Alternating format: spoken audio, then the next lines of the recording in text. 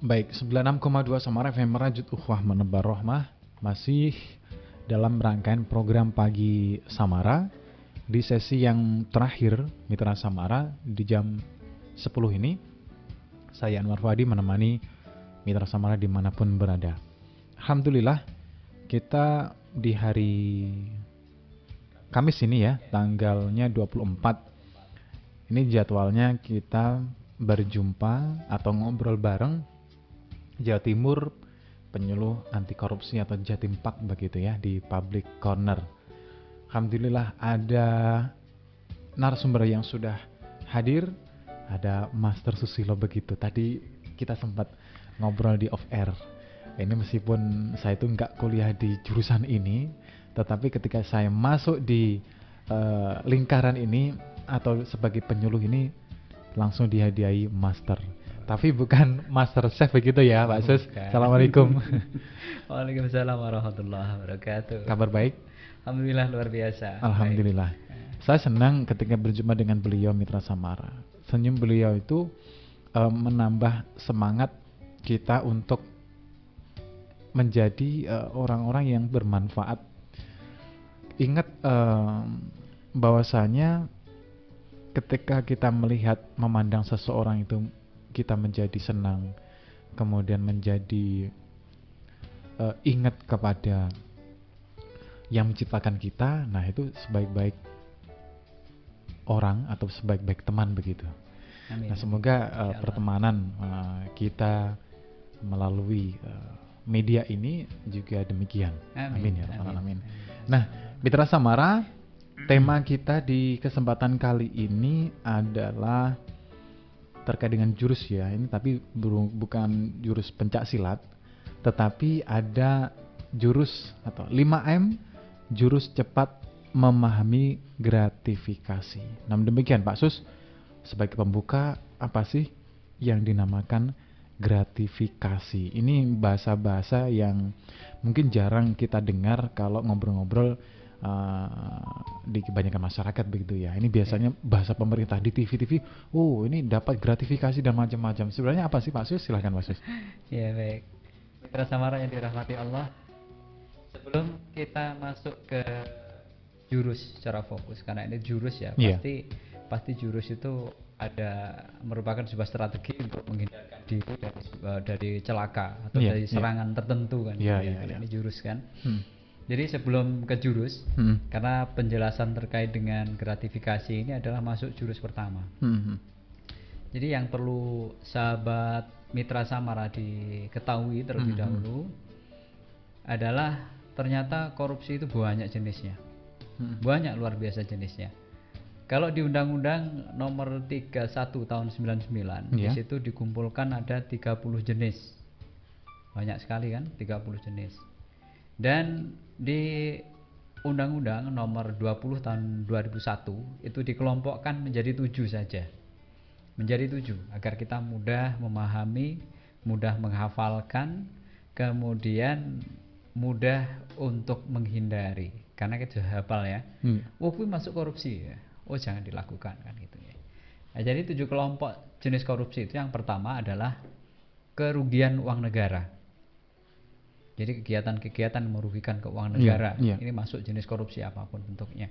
Kemudian suap menyuap, ya suap menyuap dalam artian ini bukan makan dan minum, tapi suap menyuap.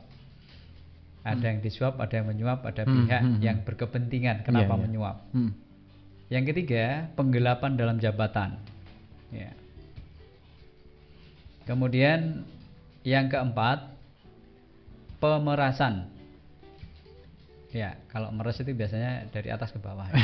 Yang lebih besar ke yang lebih lemah gitu ya. Terkait dengan kekuatannya ini kan. Yang punya kekuatan dengan yang lemah gitu ya, meras ya. Kemudian perbuatan curang. Perbuatan curang itu juga orang yang memiliki kekuatan tentunya bisa melakukan kecurangan-kecurangan. Mohon maaf, untuk poin yang pertama tadi bisa diulangi Pak Sus? Kerugian keuangan negara.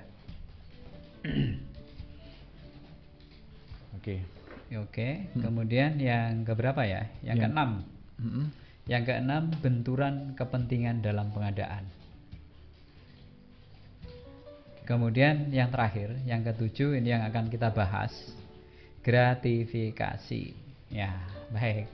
Oke. Gratifikasi. Siap. Kenapa gratifikasi ini masuk ini ya? Tahunya saya gratis, Pak. Oh, gratis. Gratis. Saya mau kalau gratis. Gratisisasi. Gratisisasi. Piro? Gratis. Gratis nah ini. Bayar dengan doa saja. Oh, Pak, itu ada juga itu. Ada sih konsep yang begitu. Nonton Baik. Baik, sahabat Samara yang dirahmati Allah.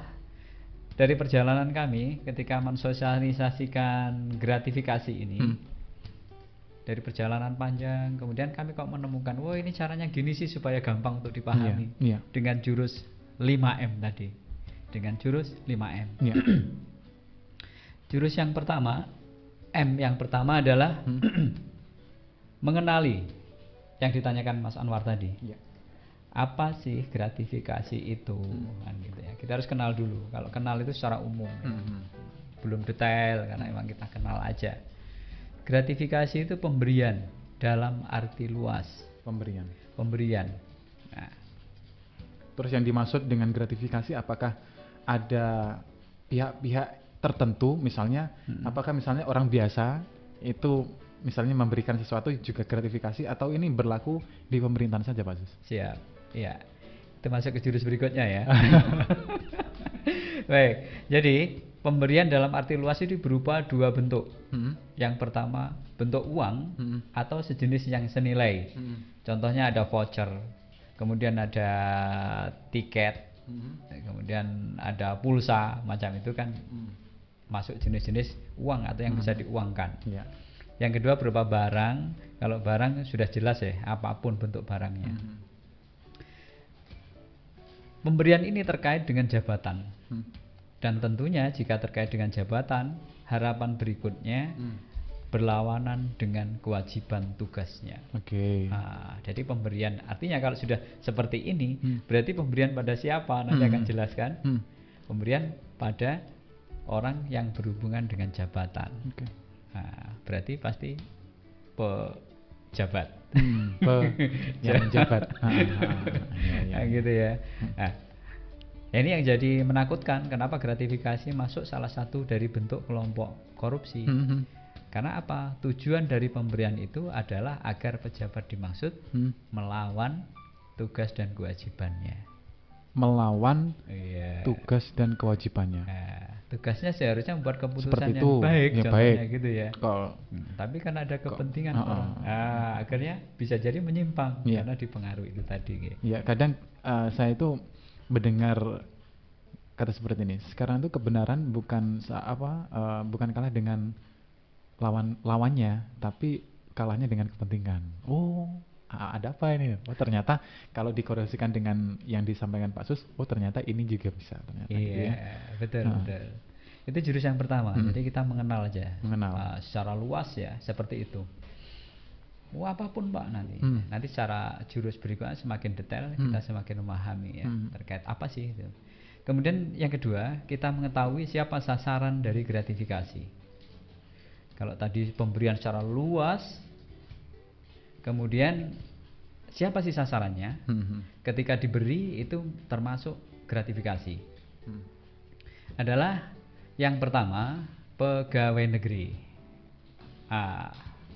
Siapapun dan apapun jabatannya. Kemudian yang kelompok yang kedua adalah penyelenggara negara. Jadi maksud bisa contohkan penyelenggara kalau negara? Penyelenggara negara itu seperti bupati, DPR, ketua BUMN, presiden, menteri dan seterusnya macam itu.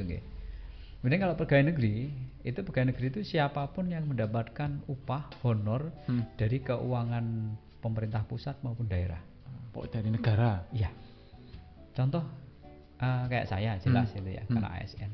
Yang kedua mungkin yang tidak pernah disadari ini teman-teman saya yang di desa, yang perangkat desa macam itu itu termasuk kelompok pegawai negeri. Karena beliau mendapatkan penghasilan tambahan dari pemerintah. Ya, mendapatkan siltam dan lain sebagainya yang memang untuk kegiatan operasional dan gajinya dari hasil usaha uang yang diberikan dari pemerintah. Ini masuk ke kelompok ini. Ya baik. lebih dalam terkait dengan gratifikasi yang berikutnya, M yang ketiga adalah memahami kelompok gratifikasi. Kalau tadi orangnya ada dua jenis, kemudian bentuk pemberiannya ada dua jenis, uang dan barang. Kelompoknya adalah pegawai negeri dan penyelenggara negara. Kemudian jenis pengelompokan dari gratifikasi ini juga ada dua. Yang satu yang wajib dilaporkan, yang kedua yang tidak wajib dilaporkan. Bisa dicontohkan Pak? Ya, siap. Ini contoh seperti ini. Yang tidak wajib dilaporkan itu contoh yang pertama adalah pemberian karena hubungan keluarga sepanjang tidak memiliki konflik kepentingan. Contoh begini, panjenengan dapat warisan dari bapak ibu panjenengan.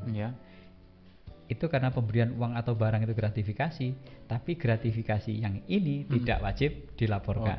Ya. Nah, kemudian contoh lagi, tidak wajib dilaporkan. Penyelenggaraan pernikahan, kelahiran, akikoh, baptis, khitanan, potong gigi, atau upacara adat agama lainnya. Batasannya jika memberikan itu, ada pernikahan. Ya, saya pas mantu, Mas Anwar becek umpamanya gitu ya. Becek itu tidak boleh melebihi dari 1 juta. Ada batasannya ya? Ya maksimal 1 juta aja Mas. Oh iya. Nanti kalau ini saya ada undang-undangnya. Resepsi mantu gitu ya. Saem. Wah, nyapa iki lho becek gitu kan. Ternyata jadi ada batasannya tadi. Iya. Maksimal 1 juta. Ya. Kalau lebih dari itu maka itu wajib dilaporkan. Wajib dilaporkan.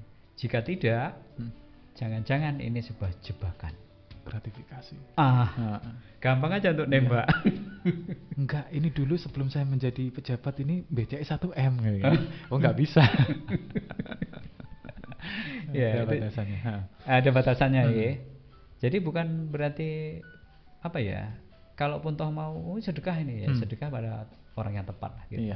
Kalau pegawai negeri memang benar-benar ada undang-undang, ada undang-undangnya.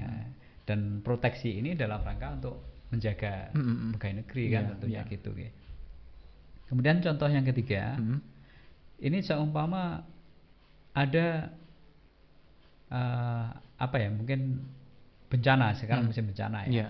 Ada bencana alam, kemudian seorang pegawai negeri kebetulan rumahnya ada yang terkena dampak bencana gitu ya.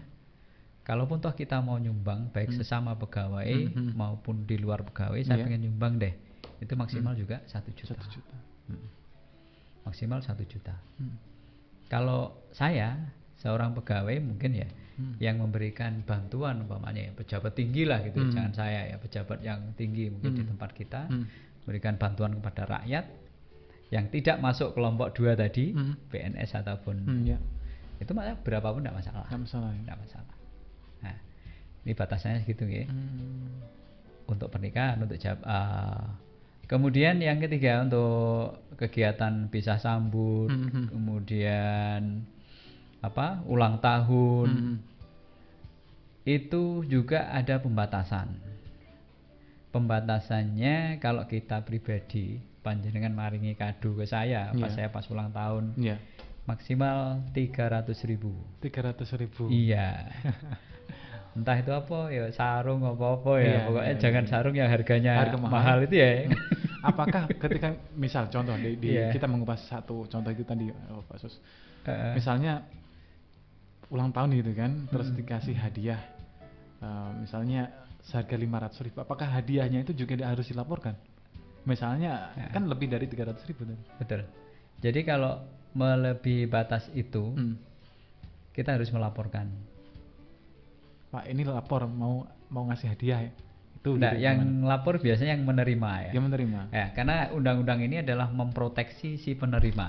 Oh. Ya, jadi jangan-jangan apa yang diberikan oleh seseorang ini adalah jebakan atau money laundry itu ya. Betul. Salah satunya.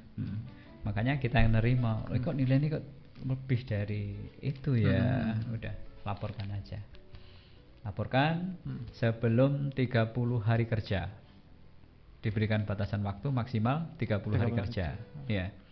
Lebih dari itu, jika nanti ada sesuatu mungkin ternyata itu jebakan, berarti masuk ke ranah hukum. jika dilaporkan maka kita tidak kenal. Udah kita laporkan. Iya. Ini penting Mitra Samara ketika kita mendengar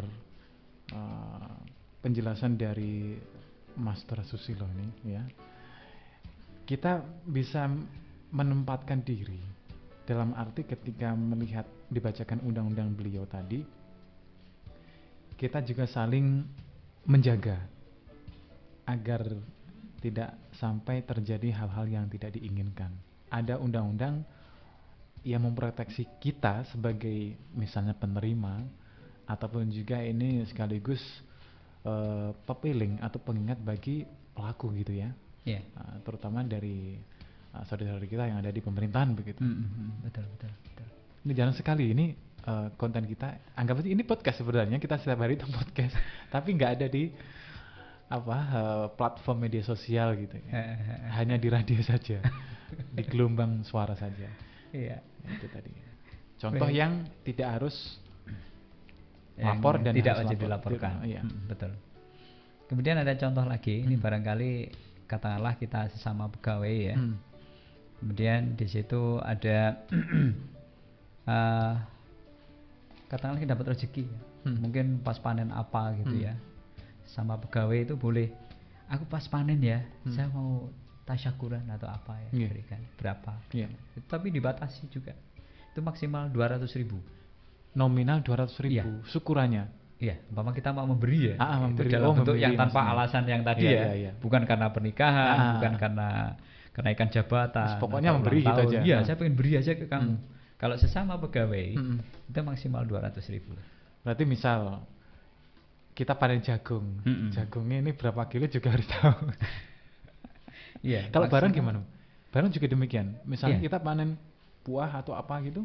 Yang boleh berupa uang itu hanya di pernikahan dan untuk membantu bencana. Itu boleh berupa uang. Lainnya harus berupa barang. Yang dinilai maksimal kalau yang tadi ya, tanpa alasan yang tadi saya sebutkan di depan, itu maksimal 200.000. Dan maksimal pemberiannya dalam setahun 5 kali. Oh, bulan ini saya dapat rezeki. Tak kasih bro. Ini 200.000 ya. Ini kasih guys ya. Namanya gitu ya. Nanti bulan depan lagi saya dapat rezeki lagi, tak kasih lagi. Itu maksimal setahun 5 kali. 5 kali 1 juta. 1 juta total. Jadi boleh tetap kita saling sesama teman memberi, boleh sesama pegawai penyelenggara negara boleh. Tapi ada aturannya. Batasi. Iya. Batasi tadi. Untuk menjaga tadi. Sama-sama dijaga sebenarnya. Iya, betul. Yang masyarakat juga gitu, aku aja diiming-imingi terus toh. Aku suwi-suwi kok lek gelem diiming-imingi. Ya maksudnya seperti itu. Oke. Kemudian contoh yang berikutnya, sahabat Samara. Semacam ini tadi ya, contohnya saya dihidangkan kopi atau teh. Ini tidak perlu saya laporkan. Kalau ini sangkap ini 1 juta, Pak. 1 juta. Nggak perlu dilaporkan. Sudah itu. Nah, itu contoh berikutnya. Kemudian kita ada acara seminar, dapat seminar kit. Kemudian kita karena ada perlombaan, kita dapat juara, dapat hadiah, tidak perlu dilaporkan. Kemudian kita ikut trading umpamanya, atau kita investasi ke satu usaha. Kemudian kita dapatkan fee ataupun bagi hasil ya, itu nggak perlu kita laporkan. Nggak perlu kita laporkan ya. Itu sekilas contoh-contoh yang penerimaan uang ataupun barang yang tidak perlu kita laporkan. Bagi pegawai, berapapun penerimaan yang berupa uang di luar pernikahan dan sumbangan karena bencana, itu masuk dalam ranah gratifikasi. Gitu. Tadi mengenali atau mengetahui sasaran gratifikasi itu tadi pegawai negeri dan penyelenggara negara. Ranahnya di situ. Betul. Kalau orang biasa bukan gratifikasi namanya begitu ya? Bukan. Sedekah. Ini bukan gratifikasi. Jadi slow saja ketika mendapatkan dari siapapun. Kalau saya nerima sesuatu dari Pak Sus ini harus saya total juga Pak Sus. Saya kan jenengan bebas. Iya, tidak bebas apa-apa. ya. Jenengan tidak termasuk kelompok tadi ya, kelompok pegawai negeri dan atau penyelenggara negara. Okay. Kalau jenengan ke saya ini harus saya pikir 2 berulang kali 3 kali. Ini kenapa nih Mas Anwar tiba-tiba kok kasih saya uang atau ngasih kado ulang tahun kok sekian besarnya gitu ya. Ini perlu. Akhirnya nih saya laporkan. Nah, ini masuk ke strategi atau jurus M yang keempat. Yaitu menghindari. Setelah kita mengenal, mengetahui, memahami ya. Kemudian kita menghindari. Bagaimana caranya menghindari? Ya kalau ada orang memberi, tolak aja langsung. Apalagi kalau berupa uang. Enak gitu aja, simple sebenarnya. Ngapunten, kalau niki soalnya ada aturannya seperti itu. Yang kedua sampaikan aja bahwa pegawai negeri itu memang ditugasi untuk melayani masyarakat dan dari pelayanan itulah muncul kalau orang kerja gaji. Atau honor atau apa. Dari memang tugasnya seperti itu. Iya. Pun dibayar kali negara kula mah. Nggih, pun mboten usah. Cukup bayarannya dengan tadi yang pertama tadi. Doa. Doakan aja kan gitu. Ini untuk menghindari. Iya, yang kedua kalau mungkin menolak secara langsung itu kita kesulitan. Ya, kadang kan kita juga sulit. Mungkin kita pas nggak ada di rumah atau pas di kantor kita nggak ada, tiba-tiba kok ada parcel, ada titipan. Ini untuk Pak Sus umpamanya gitu ya. Ya udah diterima aja.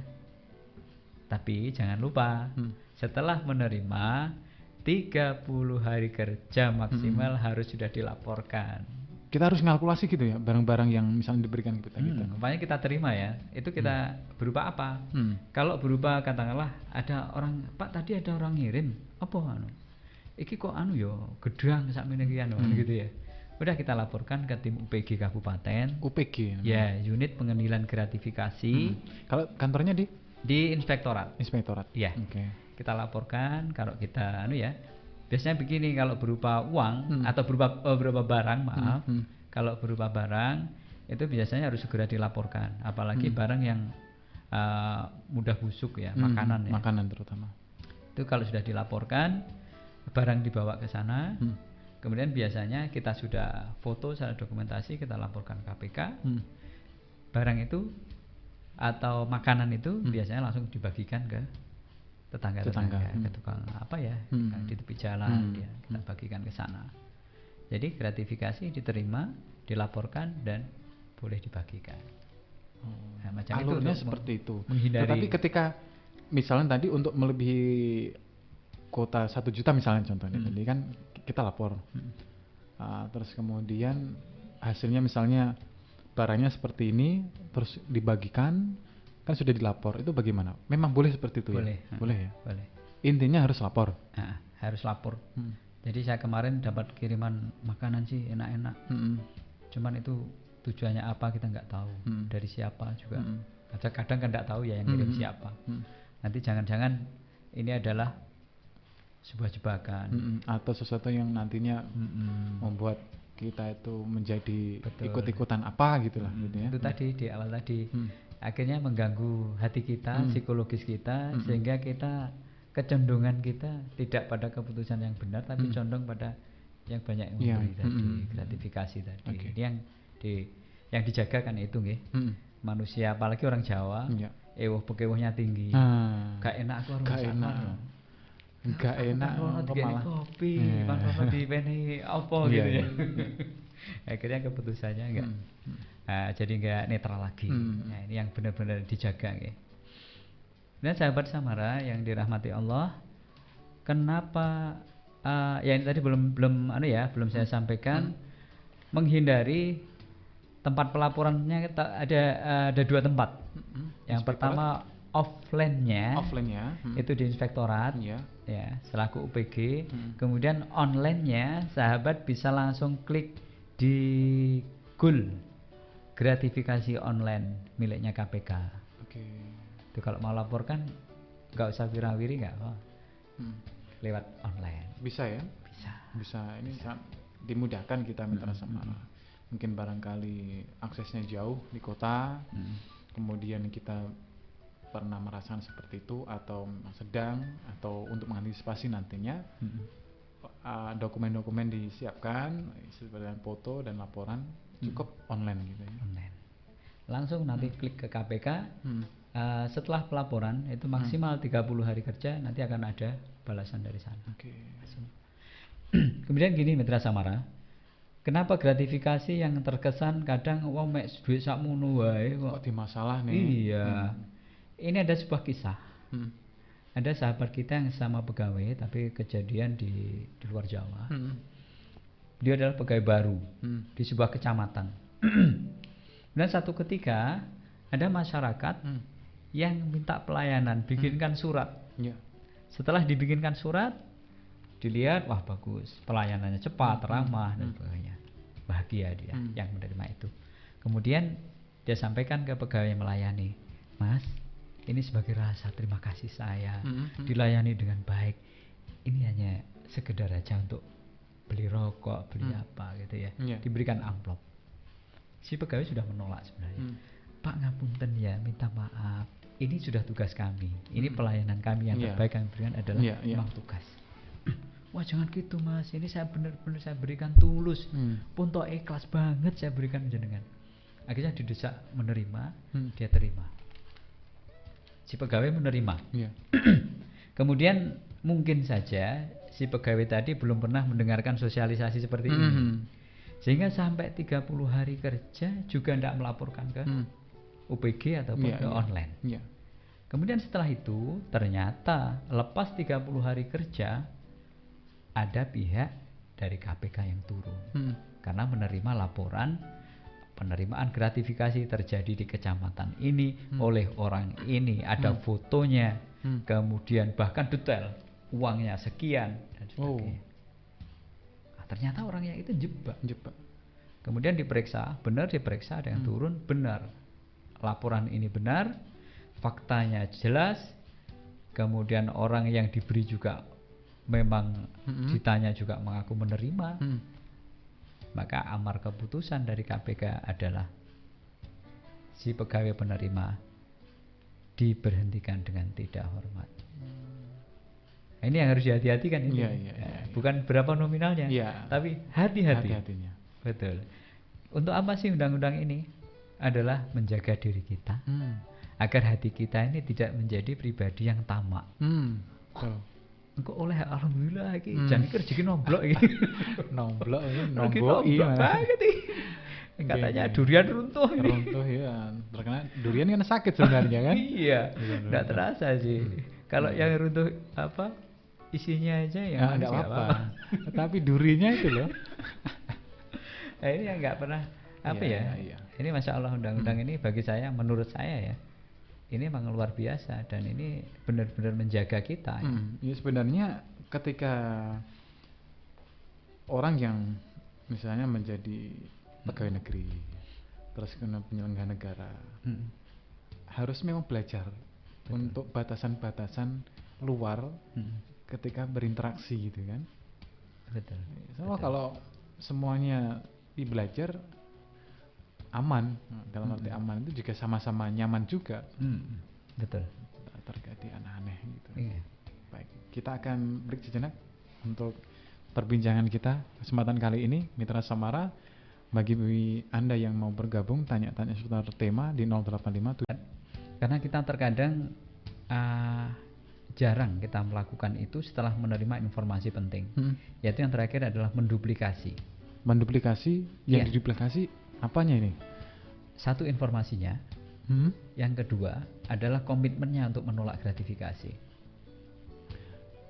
Yang dimaksud duplikasi ini seperti apa Pak? Ya, jadi seperti pengaplikasiannya. Saya sebagai seorang pegawai, maka saya akan duplikasikan ilmu ini pada istri saya. Oh, ditularkan gitu ya? Ditularkan, diduplikasikan pada istri saya. Bu, lek neng omah nompo sesuatu konggone sapa, aja gampang-gampang langsung ditompo. Ditekok isik iki maksudnya apa, tujuannya apa, dan kok ngendi. Ya. Lek ndak iso nolak ya tompono ning aku omong ngono. Aku tak segera lapor. Iya. itu yang terjadi.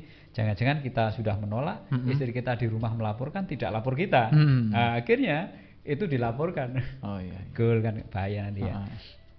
Yang kedua, kita menduplikasikan atau menularkan ilmu ini kepada masyarakat, kepada tetangga, agar juga mereka paham bahwa pelayanan yang diberikan oleh seorang pegawai negeri atau penyelenggara negara adalah pelayanan yang sudah menjadi tugasnya. Iya. Jangan diiming-iming, "Stop Pak, iki aku ikhlas tenan. Tas panen Pak niki." Ternyata itu apa ya? Mungkin dia tidak ngelaporin ya kali dia tidak ngelaporin, tapi ada orang-orang lain ya tiba-tiba dia moto dan sebagainya, mempublikasikan. Ini yang perlu dihindari kan gitu. Kemudian terakhir sahabat ini, apa sih yang perlu saya sampaikan ke panjenengan semua, bahwa apa yang saya sampaikan ini adalah tidak menyimpang dari Undang-Undang Nomor 31 Tahun 99, Undang-Undang Nomor 20 Tahun 2001 tentang pemberantasan tindak pidana korupsi. Yang di breakdown di kabupaten kita dengan Perbub Nomor 4 Tahun 2021 tentang pedoman pengendalian gratifikasi di lingkungan Pemkab Tulungagung. Karena itu sahabat Mitra Samara, mari kita bersama-sama mendukung pembangunan pemerintah maupun pembangunan negara ini dengan kita bersama-sama ya. Masyarakat juga jangan memancing dengan memberi gratifikasi. Pegawai negeri, penyelenggara negara juga jangan suka senang menerima gratifikasi. Yang satu jangan memberi, yang diberi harus menolak. Keduanya seimbang ya. Terus diwenehi suwi-suwi. Ya gelem sih, ya kan? Tapi nanti malah kita mendapatkan apa itu namanya, warning dan bahkan kejadian-kejadian yang tidak kita inginkan gitu kan. Betul. Nah, jadi seperti itu 5 jurus yang harus kita kuasai, untuk mempertahankan diri. Khususnya bagi pegawai negeri dan penyelenggara negara mempertahankan diri dari serangan gratifikasi. Di mana serangan itu sangat halus sekali. Mungkin pertama berikan rokok, kemudian kalau pas ada event tertentu memberikan sesuatu, kemudian pas ulang tahun memberikan sesuatu. Lama-lama cara wong Jawa keputangan budi. Setelah keputangan budi itu, ternyata si pemberi satu ketika nagih janji walaupun tidak ada perjanjian. Dia datang ke pejabatnya, "Pak, kula mbok nyuwun tulung, saya mau ikut tender di Tulungagung. Minta tolong deh nanti supaya saya menang gimana." Sekulino dikasih tadi.